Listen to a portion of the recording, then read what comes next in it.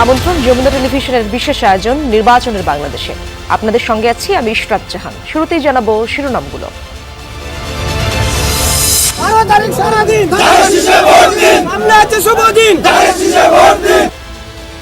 বিএনপির রংপুরের জনসভায় বিপুল কর্মী সমর্থক।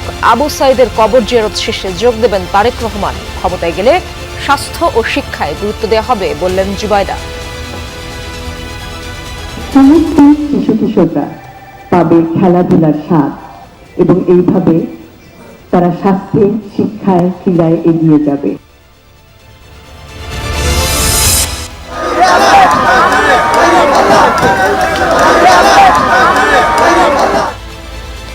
দুর্নীতি ও চাঁদাবাজ মুক্ত দেশ গড়তে দাঁড়িপাল্লায় ভোট দেওয়ার আহ্বান জামায়াত আমিরের।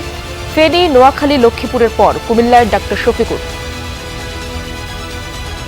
আমাদেরকে মামলা হামলা করে নাজেহাল করা হয়েছে, খুন করা হয়েছে, গুম করা হয়েছে। আমরা এই ধরনের মিথ্যা মামলা দিয়ে কাউকে হয়রানি করব না।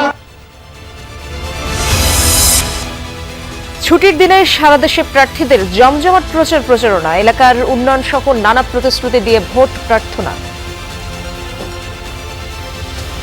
মানুষ যত তাড়াতাড়ি সম্ভব তারা তাদের নির্বাচিত সংসদ সরকার চায়, এর মাধ্যমে দেশের উত্তরণ ঘটাতে চায়। যারা আমাদের সাথে প্রতিদ্বন্দ্বিতা করছেন তাদেরও মাথা ব্যথায় খারাপ হচ্ছে, নানান জায়গায় তারা সহিংসতা তৈরি করছে।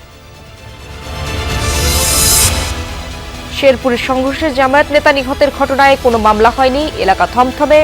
নির্বাচনী পরিবেশ শান্তিপূর্ণ রাখতে বিভিন্ন জেলায় বিজিবি মোতায়েন।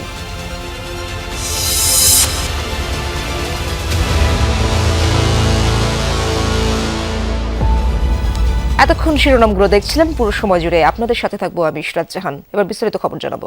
দীর্ঘদিন পর রংপুরে বিএনপি চেয়ারম্যান তারেক রহমানের সমাবেশ। সেতু উজ্জীবিত দলটির নেতাকর্মী ও সমর্থকরা। জুলাই গণঅভ্যুত্থানে শহীদ আবু সাইদের কবর জিয়ারতের পর বিএনপি চেয়ারম্যান যোগ দেবেন এই জনসভায়। এরই মধ্যে কানায় কানায় পূর্ণ রংপুর ঈদগাহ মাঠ। সকাল থেকে বিভিন্ন উপজেলা, পৌরসভা ও গ্রামীণ এলাকা থেকে হাজারো নেতাকর্মী এসে জড়ো হয়েছেন সেখানে। সন্ধ্যায় সেখানে বক্তব্য দেওয়ার কথা রয়েছে তারেক রহমানের। রংপুর বিভাগের 8 জেলার 33টি সংসদীয় আসনে বিএনপি মনোনীত প্রার্থীদের পরিচয় করিয়ে দেবেন তিনি। বিএনপি চেয়ারম্যানের নিরাপত্তা নিশ্চিতে তৎপর আইনশৃঙ্খলা বাহিনী। তাদের সঙ্গে আছেন বিএনপির স্বেচ্ছাসেবকরাও। আমাদের উত্তরাঞ্চলের প্রবেশদ্বার সৈয়দপুরের শহর থেকে আমাদের দলের চেয়ারম্যান জনাব তারেক রহমান আসছে রংপুরে। এই উচ্ছ্বাসে আমরা সৈয়দপুরের মানুষ এখানে ছুটে এসেছি। বাংলাদেশ এগিয়ে যাবে তারেক রহমানের নেতৃত্বে, আমরা সেই প্রত্যাশা করি। অমর যে সেই নির্দেশনা, ওদের হাতে গোলামির জিঞ্জির, আমাদের হাতে স্বাধীনতার পতাকা। আমরা সেই স্বাধীনতার পতাকা আজকে তারেক জিয়ার কাছ থেকে নিতে এসেছি। দর্শক, রংপুরে জনসভা স্থলে রয়েছেন আমার সহকর্মী সাইফুদ্দিন রবিন। তার কাছ থেকে সেখানকার আপডেট জানবো। রবিন, তারেক রহমান কখন নাগাদ পৌঁছাতে পারেন সমাবেশ স্থলে, এবং জনসভায় উপস্থিত নেতাকর্মীরা তারা আসলে কি জানাচ্ছেন, কি প্রত্যাশা জানাচ্ছেন, এবং সেখানকার মানুষ আসলে কি প্রত্যাশা জানাচ্ছেন বিএনপির পক্ষ থেকে? তারেক রহমান এখানে পৌঁছতে আরো বেশ খানিকটা সময় লাগবে, কেননা তিনি এখনো শহীদ আবু সাইদের কবর জিয়ারত করতে যাওয়ার কথা রয়েছে পীরগঞ্জে। সেখানে এখনো পৌঁছতে পারেনি। সেখানে কবর জিয়ারত শেষ করে পীরগঞ্জ থেকে এই রংপুর কালেক্টর ঈদগাহ মাঠের সমাবেশে যোগ দেবেন তিনি, যেটি রংপুর বিভাগীয় নির্বাচনী সমাবেশ বলা চলে। যে সমাবেশে যোগ দিচ্ছেন রংপুরের 8টি জেলা, অর্থাৎ রংপুর, কুড়িগ্রাম, লালমনিরহাট, দিনাজপুর, পঞ্চগড়, ঠাকুরগাঁও, গাইবান্ধা, এই 8 জেলার 33টি সংসদীয় আসনে বিএনপি মনোনীত ধানের শীর্ষের প্রার্থীরা তারা ইতিমধ্যেই যোগ দিয়েছেন। বিএনপি মহাসচিব মির্জা ফখরুল ইসলাম আলমগীর তিনি রয়েছেন, তিনি নিজেও এই নির্বাচনে একজন প্রার্থী। তিনি এখানটায় উপস্থিত হয়েছেন বিকেল 4টা নাগাদ। এর বাইরে বিভিন্ন এলাকা থেকে নেতাকর্মীদের সমাগম এই রংপুর কালেক্টর ঈদগাহ মাঠে। যেই নেতাকর্মীরা স্থানীয় অধিবাসী হিসেবেও তারেক রহমানের কাছে অন্যরকম প্রত্যাশা নিয়ে অপেক্ষায় আছেন। তারা যেমন তারেক রহমানকে এক নজর দেখার জন্য অপেক্ষায় আছেন, ঠিক তেমনি তার বক্তব্য শোনার জন্য। বক্তব্যে তিনি আগামীর পরিকল্পনার কথা যেমন তুলে ধরবেন, সেই সঙ্গে অঞ্চল ভিত্তিক কি সমস্যা চিহ্নিত করেন এবং সেই সমস্যা চিহ্নিত করে তার সমাধানের কি পথ দেখান, সেই দিকে তাকিয়ে আছেন স্থানীয় মানুষ এবং স্থানীয় নেতাকর্মীরা। বিএনপির এই নেতাকর্মীদের প্রত্যাশা, যেহেতু এই রংপুর অঞ্চল তিস্তা অববাহিকায় এবং সেই আর তিস্তা ভলান্টিয়াররা অববাহিকার বাসের ওপাশে মানুষগুলো চলে যায়। তিস্তার পানির জন্য ভলান্টিয়ার কিভাবে বাসের হাহাকার একবারে বাইরে করছে, চলে যায়, তিস্তার আর প্রভাব তার তাদের বাইরে তার জীবনযাপনে পাশে আসলে সবাই কত বসে রকম নেন। ভলান্টিয়ার সেটি তুলে সব ধরার দুই চেষ্টা বাসের করছেন। বাইরে অর্থাৎ চলে যাও। তাদের আর প্রত্যাশা দিনাজপুর তিস্তা জেলার ভাইয়েরা, মহাপরিকল্পনা প্লিজ বাস্তবায়ন আপনারা করবে বসে পড়েন। বিএনপি দিনাজপুরের যদি কয়েকজন ধানের একটু শীর্ষে ইয়া প্রার্থীরা করতেছেন, বিজয়ী হয়ে ডিসিপ্লিন ব্রেক রাষ্ট্র করতেছেন, ক্ষমতায় আপনারা বা একটু ঠিক সরকার করেন গঠন ভাইয়েরা। করে এই দল ঠিক করেন, সেই সবাইকে বসতে লক্ষ্যে বলেন। তারা এই হ্যাঁ, ভলান্টিয়ার তোমরাও চেয়ারম্যানের বসবা, প্রতি তাদের সেই তোমরা প্রত্যাশার সামনে কথা বসবা তুলে বাসের ধরছেন। বাইরে। এখন এই মুহূর্তে ভলান্টিয়ার বাসের বক্তব্য বাইরে দিচ্ছেন বসবা, মূলত লোকজনকে দেখতে ডিস্টার্ব করবে না। প্রার্থীরা সাধারণের কাছে তাদের রংপুর মহানগর বক্তব্য যুব উপস্থাপন দলের করে ভোট চাইছেন এবং সেই একটি সঙ্গে বিশাল ভোট মিছিল চেয়ে আমাদের তারা সভাস্থলে উপস্থিত অপেক্ষায় হয়েছে। সকলে কখন আমরা সকলে চেয়ারম্যান তারেক করতালি রহমান দিয়ে এখানে এসে পৌঁছতে পারে। তবে রংপুর ধারণা মহানগর করা যুব হচ্ছে দলের সন্ধ্যা তো নেতৃবৃন্দকে অভিনন্দিত করি। হয়েই যাবে। আসলে এই রংপুর কালেক্টর মাঠে মহানগর যুব দলের একটি বিশাল মিছিল আমাদের সভাস্থলে উপস্থিত হয়েছে। আমরা সকলে যদিও করতালি দিয়ে দিনের শুরু থেকে রংপুর মহানগর যুব দলের নেতৃবৃন্দদেরকে অভিনন্দিত করি। অঞ্চলে বিভিন্ন স্থান থেকে প্রিয় নেতৃবৃন্দ, নেতাকর্মীরা এসে জড়ো সামনে হয়েছেন। যারা এখানে আছেন, বিচ্ছিন্নভাবে আপনারা সকলেই তো তারা আমাদের অপেক্ষায় প্রিয় নেতা করছেন জনাব তারেক রহমানকে কখন ভালোবাসেন, তাদের তাই না? বিএনপি চেয়ারম্যান তারেক আপনারা রহমান সকলে সেই তারেক রহমান আবু সাঈদের নেতার কবর জিয়ারত বক্তব্য করে শোনার জন্য এসেছেন। এই পথে আসবেন। পথে আমাদের পথে সেই আমরা প্রিয় আস্তে নেতা আস্তে দেখেছি নেতাকর্মীদের এই সভার সার্বিক নিরাপত্তার জন্য আপনারা যারা সামনে বসে আছেন, তারেক রহমান এসে পৌঁছালে পরবর্তী আপডেট আসলে রবিন আপনার কাছ থেকে জানার চেষ্টা করবো। অনেক ধন্যবাদ আপনাকে। বিএনপির রাজনীতি সুষ্ঠু পরিকল্পনার রাজনীতি। দল ক্ষমতায় গেলে স্বাস্থ্য, শিক্ষা ও শিশুদের খেলার পরিবেশ তৈরিতে গুরুত্ব দেওয়া হবে, এই কথা বলেছেন ডাক্তার জুবাইদা রহমান। বগুড়ায় বিশেষ চাহিদা সম্পন্ন শিশু কিশোরদের মাঝে হুইল চেয়ার বিতরণ অনুষ্ঠানে এই কথা বলেন তিনি। অনুষ্ঠানে বিএনপি চেয়ারম্যান তারেক রহমান বলেন, সাধারণ মানুষকে দক্ষ জনশক্তি হিসেবে গড়ে তুলতে চায় বিএনপি। বগুড়া শহরের একটি অভিজাত হোটেলে বিশেষ চাহিদা সম্পন্ন শিশু কিশোরদের মাঝে হুইলচেয়ার বিতরণ অনুষ্ঠান। যোগ দেন বিএনপি চেয়ারম্যান তারেক রহমান ও তার স্ত্রী ডাক্তার জুবাইদা রহমান।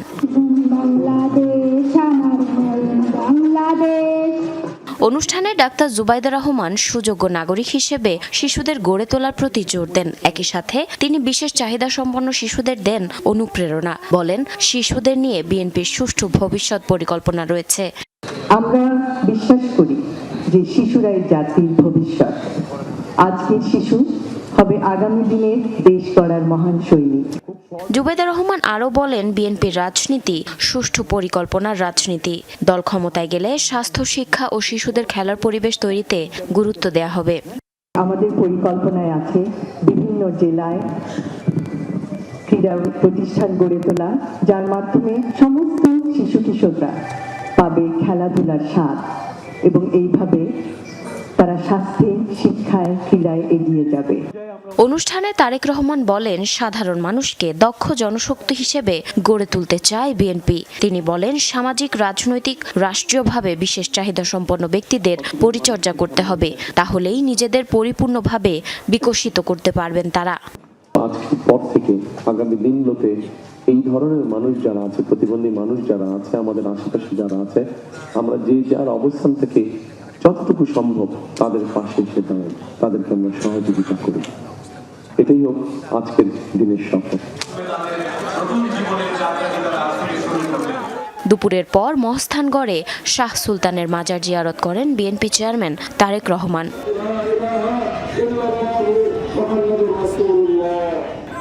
জারিন অর্নি, যমুনা নিউজ। ক্ষমতায় যাওয়ার আগে যাদের হাতে দেশ নিরাপদ নয়, ক্ষমতায় যাওয়ার পরও তাদের হাতে দেশ নিরাপদ থাকবে না বলে মন্তব্য করেছেন জামায়াত আমির ডক্টর শফিকুর রহমান। নোয়াখালীর নির্বাচনী জনসভায় তিনি আরো বলেন, জামায়াত ক্ষমতায় গেলে কাউকে মিথ্যা মামলা দেবে না, মামলা বাণিজ্য করবে না। এর আগে ফেনীর জনসভায় তিনি বলেন, ক্ষমতায় গেলে অগ্রাধিকার ভিত্তিতে নারীর মর্যাদা ও নিরাপত্তা নিশ্চিত করবে জামায়াত। আরো জানাচ্ছেন সহকর্মী ফয়সাল মাহমুদ, ছবি তুলেছেন এস.এম. লুৎফর রহমান। সাবেক তিনবারের প্রধানমন্ত্রী বেগম খালেদা জিয়ার পৈতৃক ভূমি ফেনী জেলায় প্রথমবারের মতো জামায়াতে ইসলামের নেতৃত্বাধীন 11 দলীয় জোটের নির্বাচনী জনসভা। জনসভায় বক্তব্যের শুরুতেই তিনবারের প্রধানমন্ত্রী বেগম খালেদা জিয়াকে স্মরণ করেন জামায়াতের আমির। শ্রদ্ধার সাথে স্মরণ করছি পিতৃভূমি ফেনীর মানুষ, সাবেক প্রধানমন্ত্রী, বিএনপি সাবেক চেয়ারপারসন বেগম খালেদা জিয়াকে। ক্ষমতা এলে নারীদের নিরাপত্তা ও সম্মান নিশ্চিত করার অঙ্গীকার করেন ডাক্তার শফিকুর রহমান। সেই সাথে ফেনী জেলায় মেডিকেল কলেজ সহ বাঁধ নির্মাণে ভূমিকা রাখার প্রতিশ্রুতি দেন তিনি। ঘরে চলাচলে এবং কর্মস্থলে 3 জায়গায় 2টা জিনিস অগ্রাধিকারের ভিত্তি আগেই আমরা নিশ্চিত করব ইনশাআল্লাহ। একটি হচ্ছে মায়ের মর্যাদা, আরেকটি হচ্ছে তাদের অবশ্যই আমরা নিরাপত্তা নিশ্চিত করব। এই দুই জিনিস এখন নেই, আমরা বদ্ধপরিকর, ইনশাআল্লাহ আমরা এটা করব। একসময়ের বিএনপির ঘাঁটি হিসেবে পরিচিত দক্ষিণাঞ্চলের এই জনপদে নিজেদের শক্তিমত্তার জানান দিল জামায়াতে ইসলামী। অন্তত আজকের এই নির্বাচনী জনসভার উপস্থিতি সেই বার্তাই দিচ্ছে। এখন দেখার বিষয় আগামীর জাতীয় সংসদ নির্বাচনে এই নির্বাচনী সমাবেশ কতটা প্রভাব ফেলে। এরপর নোয়াখালী জেলা স্কুল মাঠে জনসভায় যোগ দেন জামায়াতের আমির। আমরা বলেছিলাম আমাদেরকে মামলা হামলা করে নাজেহাল করা হয়েছে, খুন করা হয়েছে, গুম করা হয়েছে। আমরা এই ধরনের মিথ্যা মামলা দিয়ে কাউকে হয়রানি করব না, কোনো মামলা বাণিজ্য করব না। আপনারা সাক্ষী, আমরা মামলা বাণিজ্য করি নাই। ক্ষমতায় যাওয়ার আগে যাদের হাতে দেশ নিরাপদ নয়, ক্ষমতায় যাওয়ার পরেও তাদের হাতে নিরাপদ থাকবে না বলে মন্তব্য করেন জামায়াতের আমির। ক্ষমতায় যাওয়ার আগে দেশের জনগণ যাদের হাতে নিরাপদ নয়, ক্ষমতায় যাওয়ার পরে আরো বেশি ঝুঁকিপূর্ণ হয়ে পড়বে। লক্ষ্মীপুরের জনসভা শেষে নির্বাচনী প্রচারণা করবেন জামায়াতের আমির। ফয়সাল মাহমুদ, যমুনা নিউজ, নোয়াখালী। কুমিল্লায় নির্বাচনী জনসভায় অংশ নেবেন জামায়াতের আমির। এ বিষয়ে আরো আপডেট জানবো সহকর্মী খোকন চৌধুরীর কাছ থেকে। খোকন, কুমিল্লার মানুষ আসলে যেসব দাবি দেওয়া জামায়াতের কাছ থেকে প্রত্যাশা করছেন সেই খবরগুলো জানতে চাই, এবং জনসভার সার্বিক প্রস্তুতি কেমন দেখছেন আপনি? আপনি জানেন যে আজকে জামায়াতের যে আমির ডক্টর শফিকুর রহমান কুমিল্লা আসছেন ত্রয়োদশ জাতীয় সংসদ নির্বাচনকে কেন্দ্র করে নির্বাচনী সফরে। এর আগে কিন্তু তিনি নোয়াখালীর লক্ষ্মীপুরে একটি জনসভায় অংশগ্রহণ করবেন এবং সন্ধ্যা 6:30টায় কুমিল্লা জেলার এই লাকসাম উপজেলায় আরও একটি জনসভায় বক্তব্য রাখবেন। সবশেষ কুমিল্লা টাউন হল মাঠে, অর্থাৎ আমি এখন যেখানে দাঁড়িয়ে রয়েছি সেখানে 7:30টায় তিনি তার মূল্যবান বক্তব্য রাখবেন। ইতিমধ্যে কিন্তু এই শফিকুর রহমানের আগমনকে ঘিরে এবং তাদের প্রধান নেতার যে বক্তব্য শোনার জন্য কিন্তু বিভিন্ন এলাকা থেকে কিন্তু মানুষ এসে কুমিল্লা টাউন হলের মাঠে কানায় পূর্ণ হয়ে গেছে এবং তারা অপেক্ষা করছেন তাদের প্রিয় নেতা কখন আসবেন এবং তাদের উদ্দেশ্যে যে ত্রয়োদশ জাতীয় সংসদ নির্বাচনের যে 12ই ফেব্রুয়ারি ভোট গ্রহণ, সেই বিষয়ে কি ধরনের দিক নির্দেশনা আসে সেই বিষয়ে তারা অপেক্ষা করছেন যে নেতার পক্ষ থেকে বলা হলে তারা সেই আগামী দিনগুলোতে সেভাবে কাজ করবেন। এছাড়া কিন্তু এখানকার যারা স্থানীয় জামায়াতের প্রার্থী রয়েছেন তারাও কিন্তু তাদের নানান প্রতিশ্রুতি দিচ্ছেন যে জামায়াত যদি সরকার গঠন করে তাহলে তারা কি করবেন, দেশের জন্য কি করবেন, নারীদের জন্য কি করবেন, সেই বিষয়ে কিন্তু আসলে প্রতিশ্রুতি দিচ্ছেন। তো এখন শুধু অপেক্ষা কিন্তু আসলে শফিকুর রহমানের। ইশরাত, ধন্যবাদ আপনাকে খোকন। ছুটির দিনেও বিরামহীন প্রচারে গণসংযোগে ব্যস্ত বিএনপি মনোনীত প্রার্থীরা। সকাল থেকে রাজধানীর বিভিন্ন এলাকায় ছুটছেন, চাইছেন ধানের শীষের পক্ষে ভোট। রাজধানীর মিরপুর এলাকায় ভোটের প্রচারে নেমেছেন ঢাকা 16 আসনের বিএনপি প্রার্থী আমিনুল হক। তিনি বলেন, ক্ষমতায় গেলে অগ্রাধিকার ভিত্তিতে নারীর মর্যাদা এবং নিরাপত্তা নিশ্চিত করা হবে। নারীদের স্বতঃস্ফূর্তভাবে কেন্দ্রে এসে ভোট দানের আহ্বান জানান তিনি। উর্দু ভাষাভাষীদের স্থায়ী পুনর্বাসন নিশ্চিত করার প্রতিশ্রুতিও দেন। জনগণের সমস্যার সমাধানে বদ্ধপরিকর, এমনটাও জানান তিনি। এদিকে রাজধানীর উত্তরায় গণসংযোগে ব্যস্ত ঢাকা 18 আসনের বিএনপির প্রার্থী SM জাহাঙ্গীর হোসেন।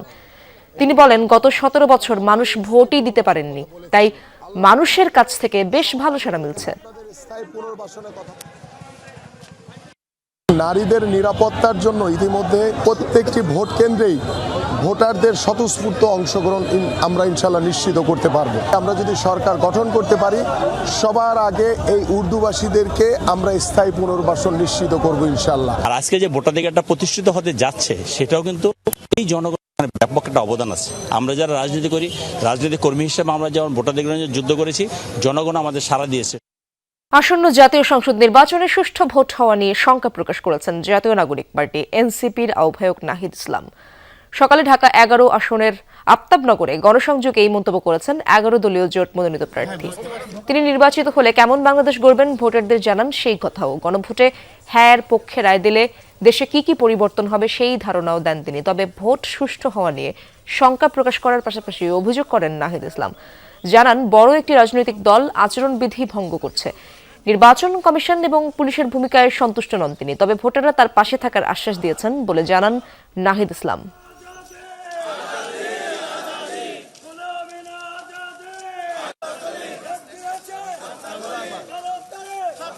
প্রশাসনের তো সক্ষমতা নিয়ে আমরাই সর্বপ্রথম এনসিপি সর্বপ্রথম গত 6-7 মাস ধরে আমরা বলে আসছি, প্রস্তুত হয়ে আসছি যে ইলেকশন কমিশনকে ব্যাপকভাবে সংস্কার করে নির্বাচনের দিকে যাওয়া উচিত ছিল।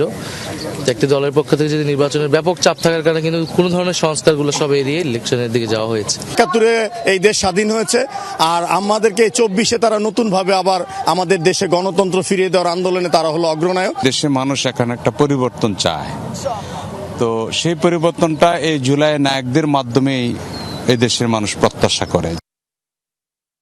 দর্শক, রাজধানীতে প্রার্থীদের গণসংযোগের খবরাখবর জানবো সহকর্মী রাজীব আহমেদের কাছ থেকে। রাজীব, আপনি যে এলাকাতেই রয়েছেন, যে আসনটিতে রয়েছেন, সেখানকার ভোটাররা আসলে প্রার্থীদের কাছ থেকে কি প্রত্যাশা জানাচ্ছেন এবং প্রচারণা আপনি কেমন দেখছেন জানাবেন। ঢাকা 12 আসনের স্বতন্ত্র প্রার্থী সাইফুল আলম নীরব জুমার নামাজের পর থেকেই সে জনসংযোগ চালাচ্ছেন এবং আমরা দেখতে পাচ্ছি যে তার যে স্বতন্ত্র প্রার্থী হিসাবে তার ফুটবল মার্কা সে মানুষের দ্বারে দ্বারে ভোট চাচ্ছেন এবং বিভিন্ন ফেস্টুন ব্যানারের মাধ্যমে জনসংযোগ করছেন এবং তারা বলছেন যে এই এলাকার মাদক নির্মূলের ক্ষেত্রে বা শিক্ষা আর অগ্রগতির জন্য তারা কাজ করবেন। আমরা দেখতে পাচ্ছি যে এখানে সাইফুল আলম নীরব যে জনগণের সাথে কথা বলছেন এবং সেক্ষেত্রে আমরা তার সাথে কথা বলবো। ভাই, আপনার এলাকায় উচ্চবিত্ত বা নিম্নবিত্ত অনেক লোকজন আছে, তারা অনেক সমস্যা আছে, এই সমস্যাগুলো সমাধানে আপনি কি করবেন? এই সমস্যার সমাধান যারা বস্তিবাসী আছেন তাদেরকে আমরা পরিকল্পনা করে কীভাবে তাদেরকে ব্যবস্থা করা যায়, তাদের টয়লেট, তাদের ইলেকট্রিসিটি কীভাবে ব্যবস্থা করা যায়, এটা আমরা পরিমাণে ব্যবস্থা করব। আর যারা ব্যবসায়ী ফুটপাতে ব্যবসা করেন তাদের কীভাবে অনেক রাস্তা খালি পরিত্যক্ত অবস্থা আছে, সেখানে কীভাবে তারা ব্যবসা করতে পারেন তারা নিয়মতান্ত্রিকভাবে সেই ব্যাপারে আমরা পরিকল্পনা করে ব্যবস্থা করবো ইনশাল্লাহ।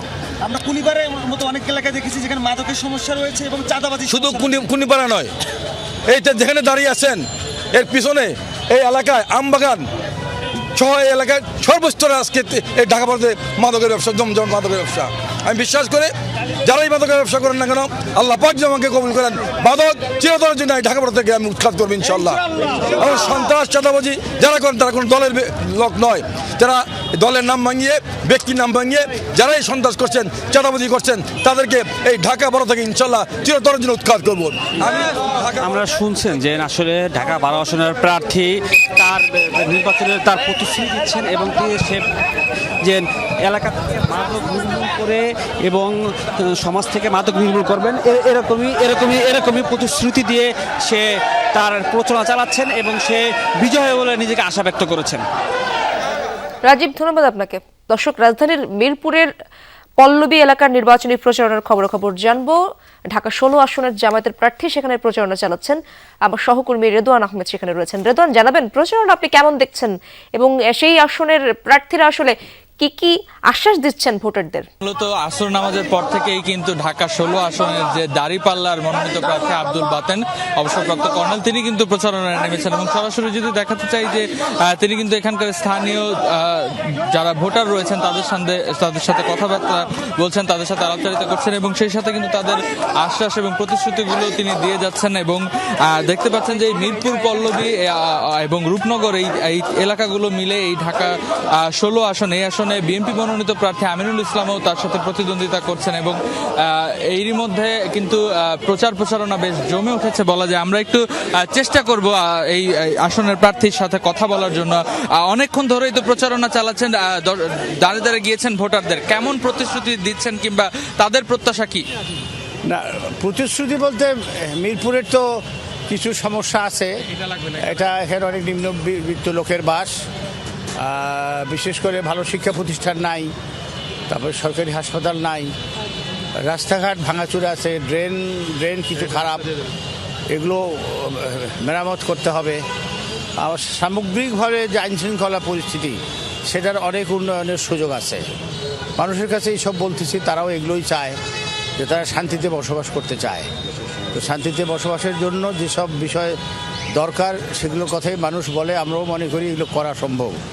কারণ একটা সমাজে বসবাসের উপযোগী করতে হলে সমাজকে আইনশৃঙ্খলা পরিস্থিতি ভালো হতে হবে, রাস্তাঘাট ভালো থাকতে হবে, শিক্ষা প্রতিষ্ঠান ভালো থাকতে হবে, চিকিৎসার আয়োজন থাকতে হবে। যেমনটা শুনছিলাম, বলছিলেন যে আইন শৃঙ্খলা পরিস্থিতি সহ রাস্তাঘাটের উন্নয়ন সহ হাসপাতাল নির্মাণ, মসজিদ নির্মাণ, বিভিন্ন ধরনের প্রতিশ্রুতি কিন্তু তারা দিয়ে যাচ্ছেন এবং সেই সাথে কিন্তু যারা এই এলাকার ভোটার তারাও বলছেন যে আসলে তাদের প্রার্থীকে আসলে মার্কা দেখে না, ব্যক্তিগত ইমেজ দেখেই কিন্তু তারা ভোট দেবেন, এমন কথাই কিন্তু তারা আমাদের জানিয়েছেন।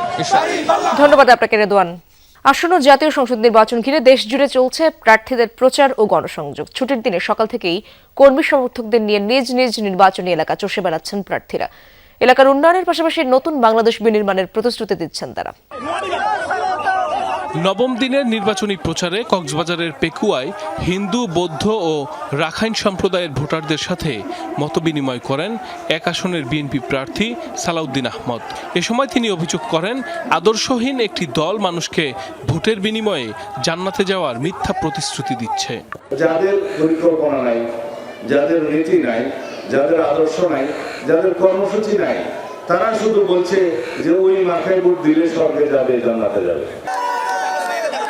চট্টগ্রাম 11 আসনে বিভিন্ন এলাকায় গণসংযোগ করেন বিএনপির স্থায়ী কমিটির সদস্য আমির খসরু মাহমুদ চৌধুরী। বলেন, দায়বদ্ধতা ও জবাবদিহিতার অভাবে বর্তমানে দেশ সংকটের মধ্য দিয়ে চলছে। যারা তাদের কাছে দায়বদ্ধ থাকবে, এটাই প্রত্যাশা মানুষের। অনির্বাচিত সরকার কোনোদিন দেশের মানুষের স্বার্থ পূরণ করতে পারবে না। কুমিল্লা 1 আসনে পথসভা করেন বিএনপির স্থায়ী কমিটির সদস্য ডক্টর খন্দকার মোশাররফ হোসেন।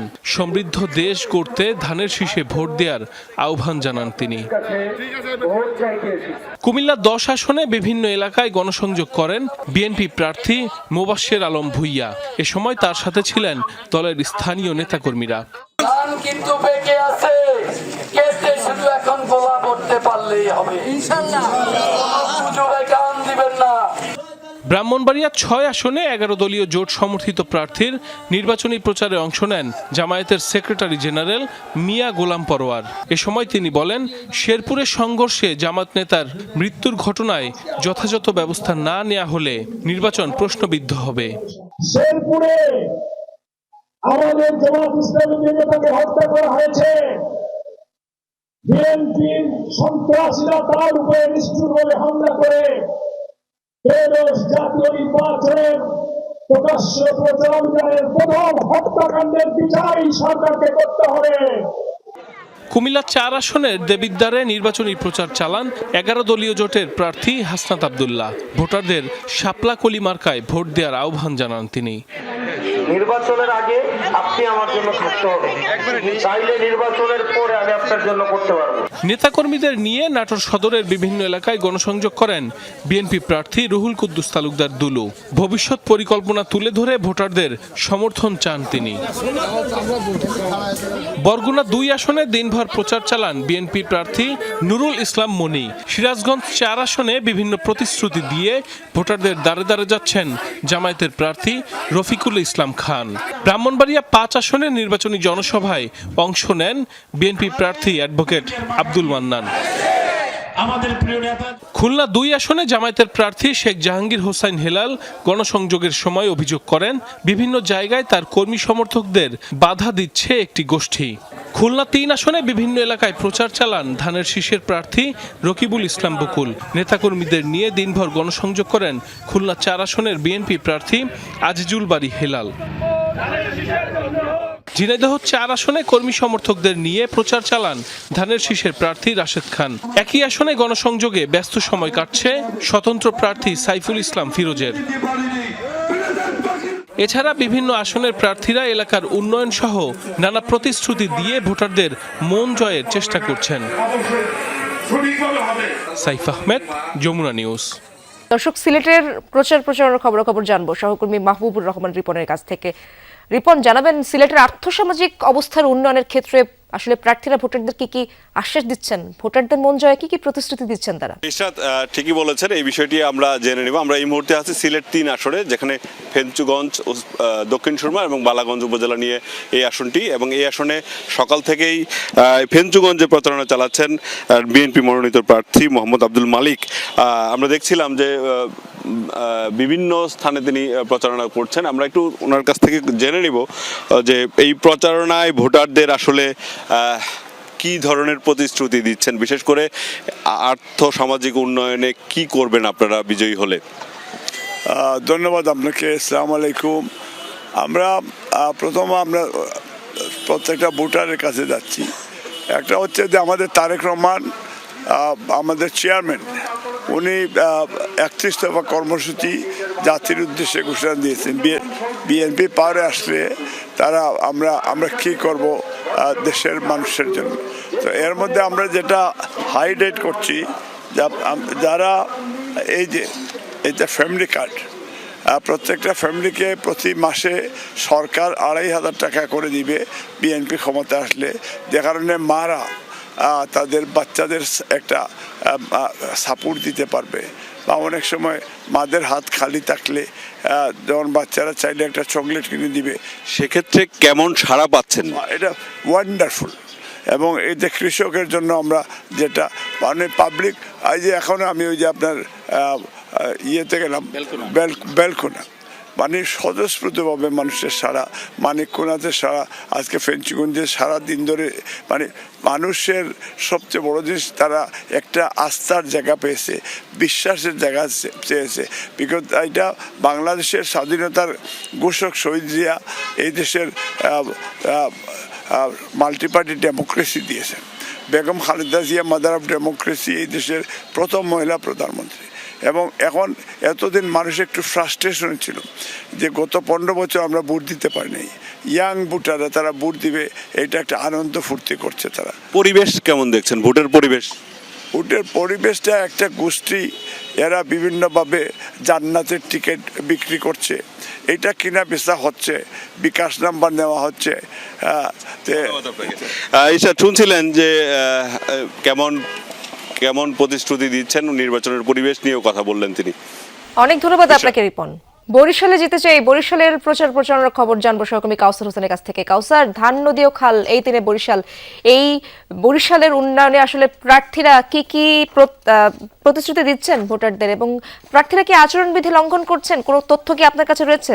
ঈশাত, প্রতিদিন সূর্যের আলো ওঠার পর থেকে কিন্তু যারা এই অঞ্চলে বরিশাল জেলার 6টি আসনে যারা প্রতিদ্বন্দ্বিতা করছেন তারা কিন্তু ভোটারদের দ্বারে দ্বারে যাওয়ার চেষ্টা করছেন এবং গণসংযোগ সভা, উঠান বৈঠকের মধ্য দিয়ে কিন্তু তাদের প্রচারণা চলছে। এবং আমরা যেটা লক্ষ্য করেছি, আসলে যারা প্রার্থী হয়েছেন এই প্রার্থীদের মধ্যে যারা সব প্রার্থীদেরই কিন্তু দেখেছি যে বিশেষ করে যোগাযোগের উন্নয়ন, এবং যেহেতু বরিশাল অঞ্চল নদী বেষ্টিত এবং এই অঞ্চলে কিন্তু যে নদী ভাঙন সেটা কিন্তু প্রকট, এবং এই নদী ভাঙন রোধে প্রার্থীরা প্রতিশ্রুতি দিচ্ছেন। এবং সড়ক যোগাযোগ ব্যবস্থা, নারী উন্নয়ন, আর্থসামাজিক উন্নয়ন, আসলে বিগত দিনে যারা প্রার্থী ছিলেন তারা যে সকল উন্নয়নের প্রতিশ্রুতি দিচ্ছেন এবার নির্বাচনে কিন্তু একই প্রতিশ্রুতি দিচ্ছেন। এবং কিছু কিছু দলের পক্ষ থেকে আমরা দেখেছি যারা তুলনামূলক ছোট দলের প্রার্থী তারা কিন্তু অভিযোগ করছেন যে প্রভাবশালী প্রার্থীদের পক্ষে পেশি শক্তির ব্যবহার হচ্ছে। বিগত দিনে যে মামলা হয়েছিল 5ই আগস্টের পরে, সেই মামলায় তাদের কর্মীদের গ্রেফতার দেখানো হচ্ছে, নতুন নতুন মামলা করার চেষ্টা চলছে বলে এখানে অভিযোগ দেওয়া হচ্ছে। তবে দিন শেষে এখন পর্যন্ত কিন্তু আসলে যারা প্রার্থী রয়েছেন তাদের বিরুদ্ধে নির্বাচন কমিশন বা অন্যান্য মাধ্যমের কাছে কেউ লিখিতভাবে আচরণবিধি ভঙ্গের কোনো অভিযোগ করেননি। ঈশা, ধন্যবাদ আপনাকে কাউসার। দর্শক, হবিগঞ্জে যেতে চাই, সহকর্মী প্রদীপ দাস সাগর সেখানকার আপডেট রাখছেন। সাগর, হবিগঞ্জের মানুষ আসলে প্রার্থীদের কাছ থেকে কি প্রত্যাশা ব্যক্ত করছেন এবং প্রার্থীদের গণসংযোগ সম্পর্কে জানতে চাই, ভোটাররা কি বলছেন? ইশরাত, আসলে নির্বাচন যতই ঘনিয়ে আসছে প্রার্থীদের সাথে ভোটারদের যে গণসংযোগ সেটি আসলে প্রতিনিয়তই বাড়ছে। হবিগঞ্জ সদর আসনে আপনি জানেন যে এখানে প্রায় 3,20,000 ভোটার রয়েছেন এবং যে প্রার্থী রয়েছেন 6 জন, তারা প্রত্যেকেই ভোটারদের কাছে কাছে যাওয়ার চেষ্টা করছেন। হবিগঞ্জে 17টি ইউনিয়ন, এই আসনে 17টি ইউনিয়ন এবং 2টি পৌরসভা, যে কারণে প্রার্থীদের আসলে সবার কাছে যাওয়ার যে প্রক্রিয়াটি, এর জন্য তারা সভাকে বেছে নিয়েছেন, বিভিন্ন পথসভা তারা করছেন। তো পথসভার মাধ্যমে তারা ভোটারদের কাছে তাদের যে পরিকল্পনা রয়েছে ভবিষ্যতের, সেই পরিকল্পনাটি তারা তুলে ধরছেন। এবং আমরা এখন রয়েছি এই আসনের জামায়াতে ইসলামের যিনি প্রতিদ্বন্দ্বী প্রার্থী কাজী মহসিন আহমেদ, তার একটি পথসভা চলছে হবিগঞ্জে, শায়েস্তাগঞ্জে। এখানে তিনি যে বিষয়টি বলছেন যে দীর্ঘদিন ধরে এই অঞ্চলের মানুষ যেহেতু উন্নয়ন বঞ্চিত ও আরও উন্নয়ন করার ক্ষেত্র এখনো এখানে রয়েছে, সেই উন্নয়নগুলো তারা আসলে। ধন্যবাদ আপনাকে সাগর। প্রচারণায় মুখর বৃহত্তর চট্টগ্রামে ভোটের মাঠ। চট্টগ্রাম, কক্সবাজার এবং 3 পার্বত্য জেলায় দিন রাত গণসংযোগে ব্যস্ত বিএনপি, জামায়াত, এনসিপি, স্বতন্ত্র সহ সব দলের প্রার্থীরা। ভোটারদের দ্বারে দ্বারে ছুটছেন সবাই, দিচ্ছেন নানা প্রতিশ্রুতি।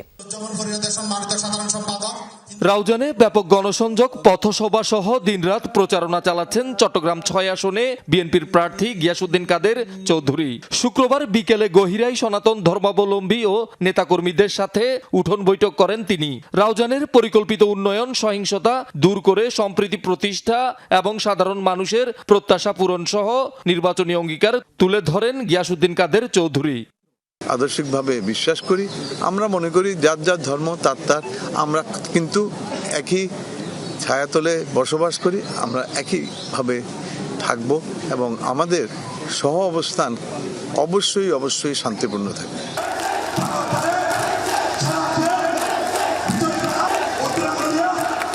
রাঙ্গুনিয়ার লালানগর ইউনিয়নে বিশাল গণমিছিল শেষে দক্ষিণ রাঙ্গুনিয়া ডিগ্রি কলেজ মাঠে সমাবেশ করেন চট্টগ্রাম 7 আসনে বিএনপির প্রার্থী হুম্মাম কাদের চৌধুরী।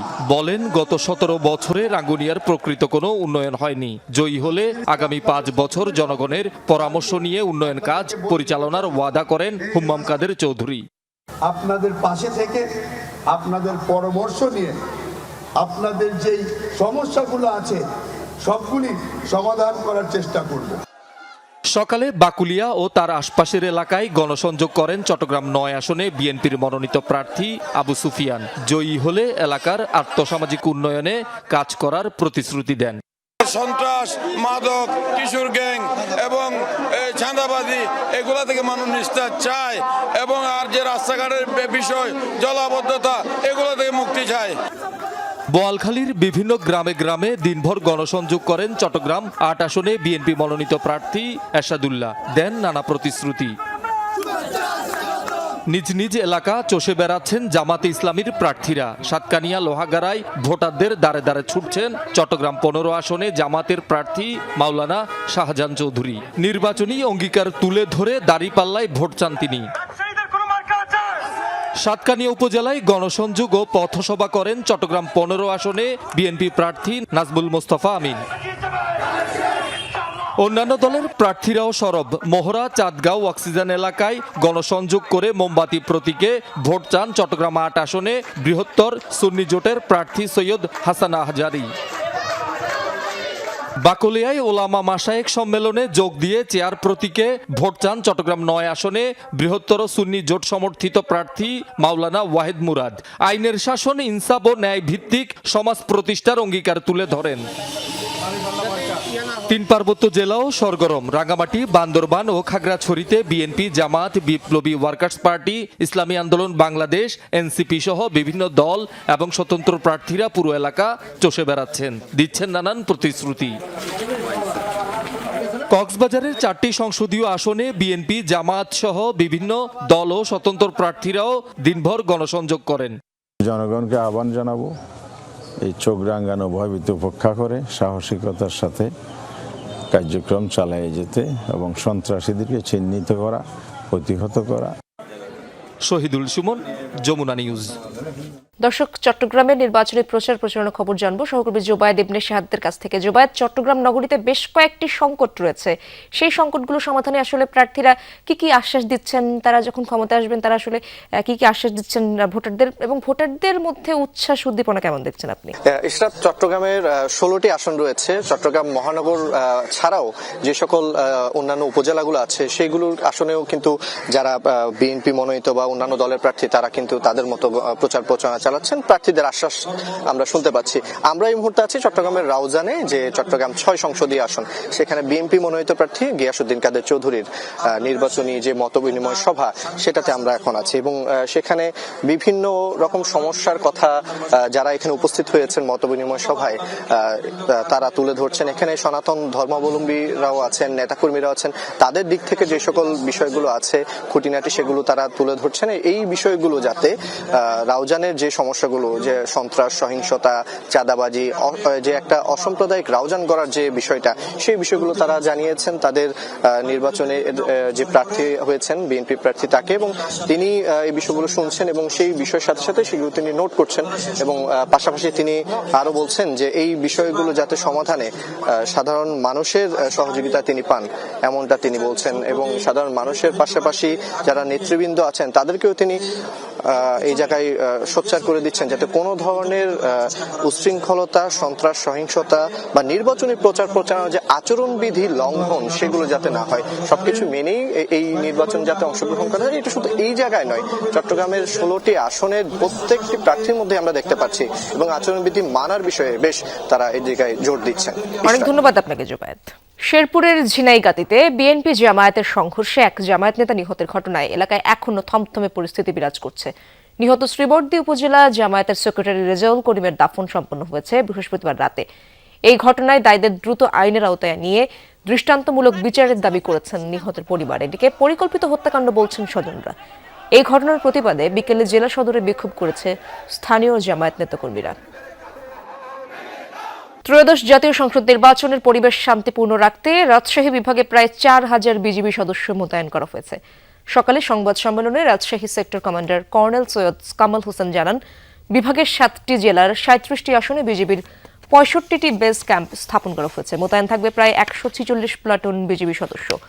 সীমান্তবর্তী ও ঝুঁকিপূর্ণ ভোট কেন্দ্রগুলো এরই মধ্যে চিহ্নিত করা হয়েছে। পদ্মা ও মহানন্দা নদীতে 15টির বেশি স্পিড বোট ও ফাস্ট পেট্রোল ক্রাফট দিয়ে দিন-রাত নৌ টহল চালানো হবে। এছাড়া সাথে শতাধিক স্থানে স্থায়ী ও অস্থায়ী চেকপোস্ট বসিয়ে তল্লাশি কার্যক্রম চলছে। দর্শক, নির্বাচনে বাংলাদেশে আজ এ পর্যন্তই। এতক্ষণ যারা সঙ্গে ছিলেন সবাইকে ধন্যবাদ।